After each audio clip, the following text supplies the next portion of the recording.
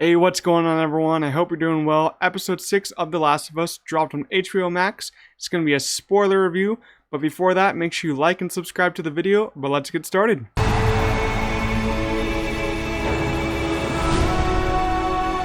careful. Alright, so the episode starts as heartbreaking as the last episode ended.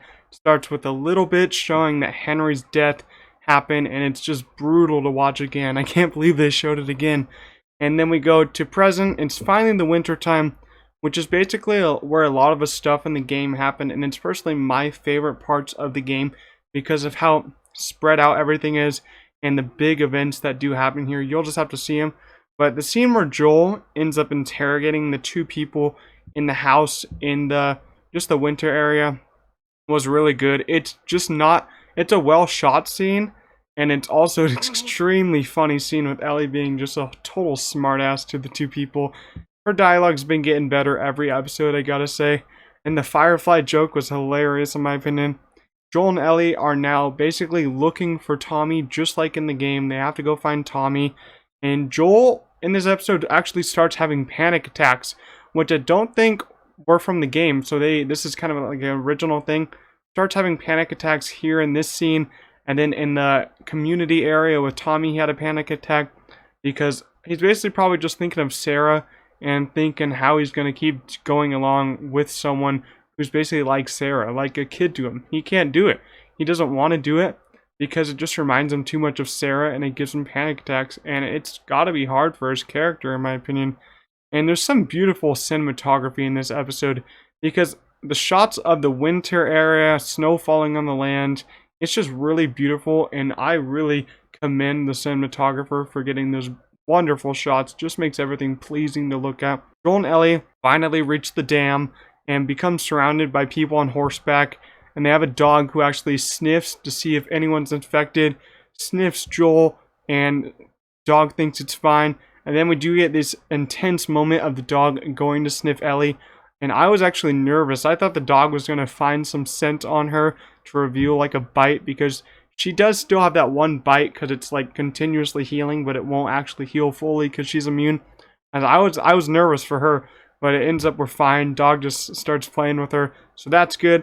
And then we get to the town, basically the community, which isn't from the game because the dam part of the game, they were only like a small community by the dam, but this whole big community, that's actually new, and it's not taken from the first game. It's actually taken from the second game, which isn't really a big spoiler, but that big community is featured in the second game.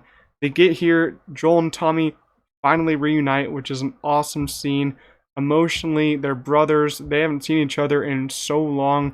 Joel probably thinks Tommy's dead. Tommy probably thinks Joel's dead. Crazy impactful scene here. And Joel first lies to Tommy about Tess and says that she's still alive, which is a pretty ballsy comment by him. But eventually Joel tells Tommy that Tess died and told him to protect Ellie. And just because, I like this one line Tommy says, just because life stopped for you doesn't mean it has to stop for me. I feel like that's so true in that moment because Joel's life, it's true, Joel's life stopped for him. He hasn't continued with his life. He just continued killing people, but Tommy's moved on from the violence. Tommy's just trying to live with what's going on and just like get along with it. Get a family, like he's gonna have a kid right now.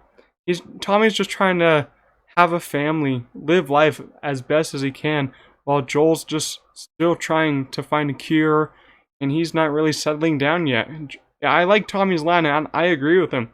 Let Tommy live his life. Joel can't keep asking Tommy to go with him and hunt down people.